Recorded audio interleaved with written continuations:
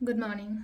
Ngasigi nindokaba numit ko nindokaba numit ki card ki message yengase nindokaba gi numbers haina haragadi number se 47 gumba kai gumba dumai leire ko 47 se kamai togoda 47 se khud oida kai da leina ko hadi green ne igera blue no oigera amai toroga ibi ba ko sise monday gi oina numbers haina haragadi ko 47 se ma leire aduga color da ko color sina angoba gumba kai gumba dumai na khoina sizina bi ko color angoba gumba dumai sizina bi chak thong bodana khoina ha pa ya ba se sangoma no bani khangde natraga chini ni khangde mai taro hapiro ko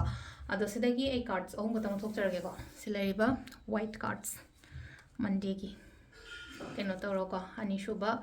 aduga last ki ahum suba ko hadi first card second card and third card ko hadi first card khan ba yenga se ko hadi first card khan ba ngai gi na kari message no lai se hai kanda first kan ba ngai gi oina ngasi gi numit se daw ya gani ko hapta gi ahob numit su oire aduga yamna daw ya ba keno su oire ko hadi wheel of fortune lai wheel of fortune means hadi aina thaba anga tawru ba ko lu matam da ingon da good luck pi ba adumaina oina oiba to ko ani shuba se na sida lai se akoi gi ko keno ne silai se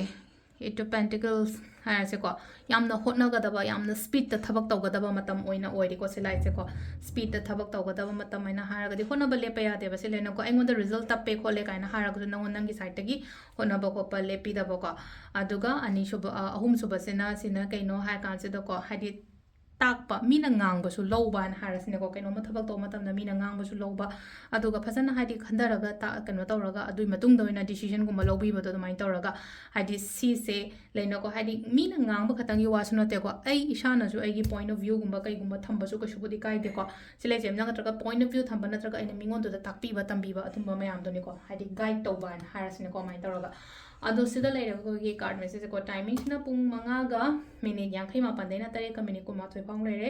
adagi mu nipan ga minute ni phum doi dena pung tara ga minute manga phang leire ko adagi mu 12 ga minute ni phum ma pan dagi na pung taruk ka minute kun thraum doi phang leire ko aduga amana mapan ga minute ni phum ma pan deina tara ma thoi ga minute kun tare phang leire ko aduga ahing nong yai nongalam dai na pung ama ga minute manga dagi na nongalam dai manga ga minute yankai mapan phom ma yankai mapan phom le ko sisina koi gi ngasigi oina afaba timing ko monday se koina cinnamon rituals kumba kai gumba tawba khopa intention set tawba dumba mayam do loina tawbi bai ko ado sida lere koi gi ngasigi oina daily card message ma'am thank you